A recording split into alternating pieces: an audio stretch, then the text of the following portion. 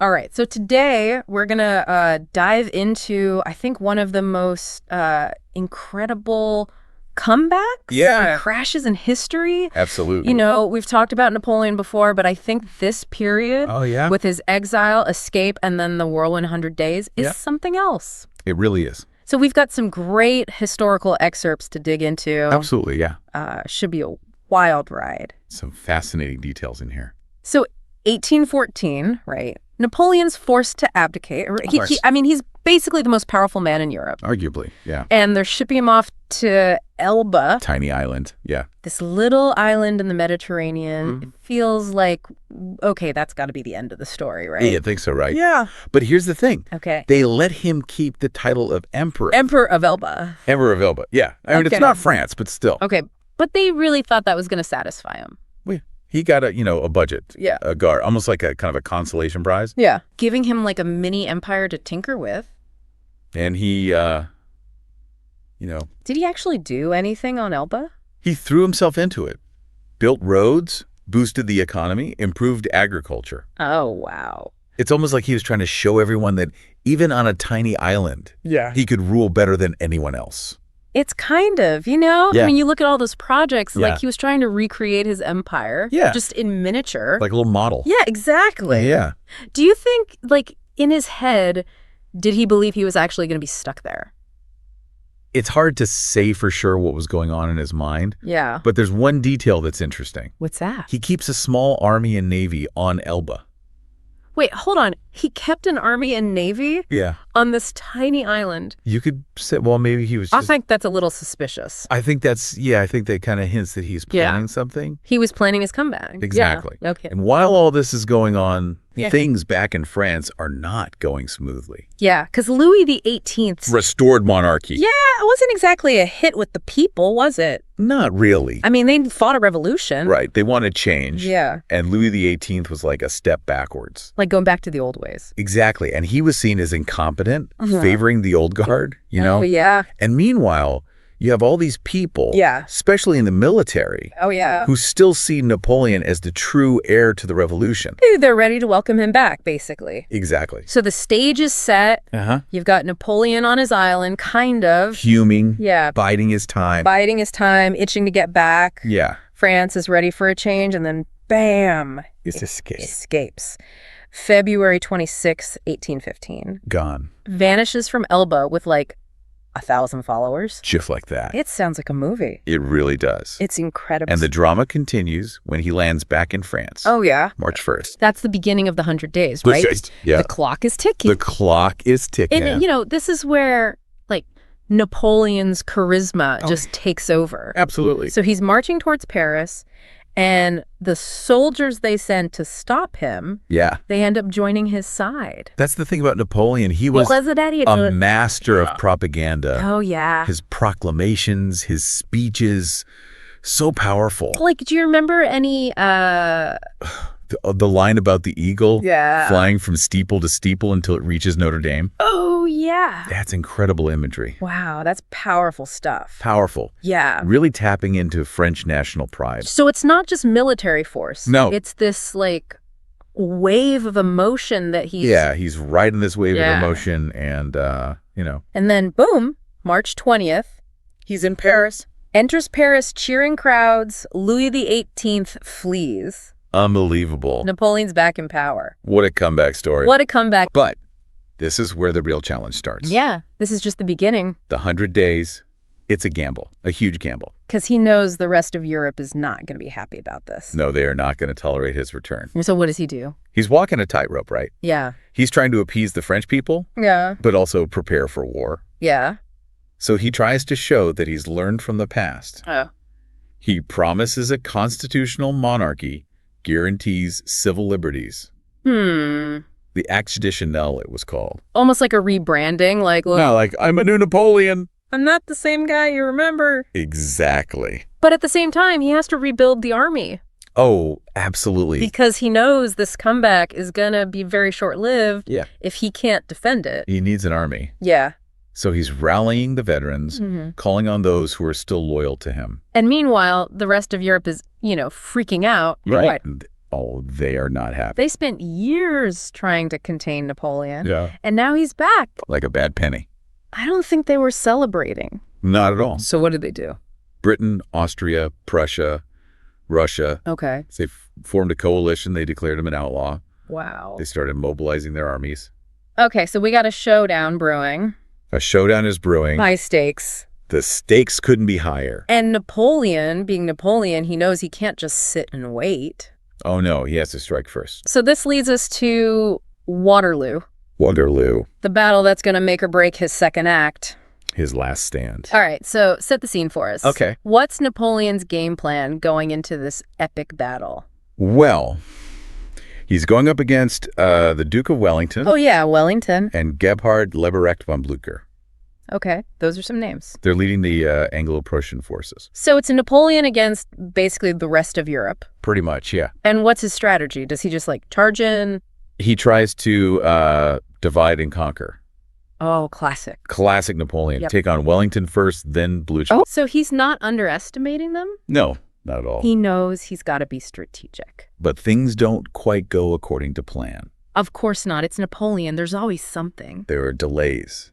Uh-oh. Miscommunications. Okay, so even the best laid plans. Even small things can change the course of history. Wow, that's true. And then Blücher arrives. Oh, no. With his Prussian forces, and that's pretty much the end for Napoleon. The French army is crushed at Waterloo. Decisively defeated. It's the end of the line for his comeback. It is. So what happens next? I mean, he's lost the battle. What does he do? Well, he abdicates again. For the second time, yeah, June 1815. Trying to install his son as emperor, but the Allies, they're not having it. They've had enough of Napoleon. Yeah. So what does he do? Does he just give up? He tries to escape to America. Oh, wow, really? But he's caught by the British. Oh, so that's it. Game over. Game over for Napoleon. That's a wild story. It really is. From emperor to exile and back again. And exile again? And this time, there's no coming back. Okay, so he's captured. What do they do with him? They exile him again. But not Elba this time. No, this time it's St. Helena. That's in the middle of the Atlantic, right? Yeah, remote island. No chance of escape from there. Not this time. So, July 15, 1815. Napoleon surrenders to the British. He's shipped off to this tiny island. And that's where he spends the rest of his days. Wow. What a fall from grace. It's a story that really captures the imagination, right? Yeah, I mean, it's got everything. Ambition, power, defeat. This incredible comeback, and then this crushing defeat. Yeah, and it makes you think, what if? What if he hadn't escaped from Elba? What if he'd won at Waterloo? Would things have been different? It's hard to say. It really is, but it's those questions. It keep us fascinated. Yeah, exactly. By Napoleon, by this period. It's a period that kind of, I don't know, it captures this tension in Europe. Yeah, this feeling that things are shifting. Yeah, like the old order is crumbling. And something new is trying to emerge. And Napoleon is right at the center of it all. He's this catalyst for change. Even if he ultimately fails. Even in defeat, his ideas, his legacy, it continues to influence. That's true. I mean, think about the Napoleonic Code. Oh, yeah, that had a huge impact on legal systems. Not just in France. Across Europe, even beyond. So it's like, even though his empire crumbles, yeah, his ideas kind of spread. They take root. And they shape the future in ways that, he probably never could have imagined. Exactly. It's this unintended consequence. I think that's what makes this period so fascinating, right? Absolutely. It's not just about battles and politics. It's about ideas. About how one person can shake the foundations of an entire continent.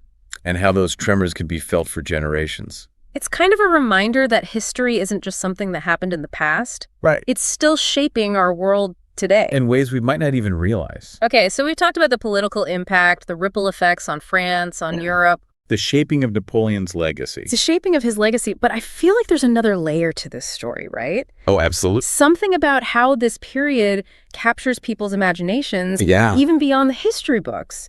It's crazy, right? Like this whole thing with Napoleon escaping in the 100 days, it's almost become this this bigger than life story? Yeah, exactly. Bigger than life. It's like it tapped into something, Right. Like people love a comeback story. Absolutely. Second chances, the underdog. Yeah, even if the underdog is like a conquering emperor. Right, exactly. It's still I don't know, it's compelling. Oh, it's totally compelling. And you see that reflected in how the 100 Days has been portrayed. In art, literature, even music. So it's not just history, it's like this whole... It becomes this canvas for these big themes. Yeah. Okay, so like what? Ambition, power, fate, the human condition. Give me some examples.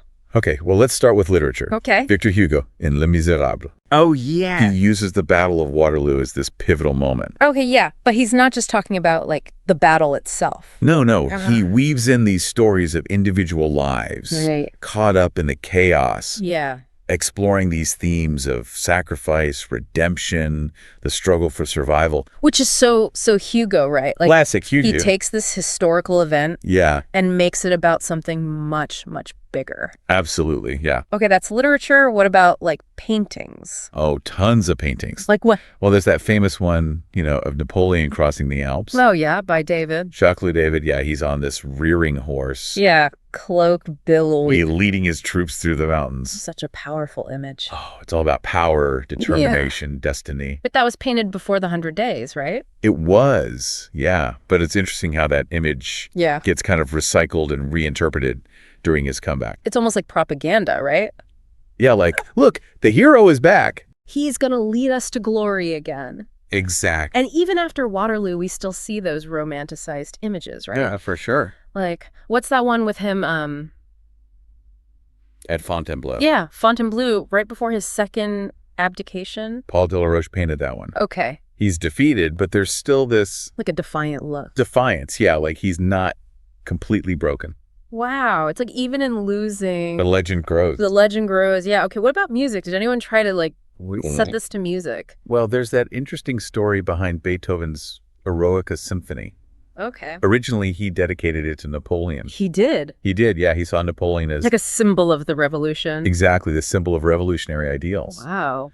But then, when Napoleon declared himself emperor, Beethoven was furious. He was not happy. Teared up the dedication page. No way. Yelling about Napoleon trampling on the rights of man. Wow, talk about taking artistic inspiration personally. So even though the symphony isn't about the 100 Days specifically, right, it's still, like, tied to this whole idea of... It reflects this disillusionment with Napoleon. Yeah, like he betrayed the promise of the revolution. Exactly. And then you have operas.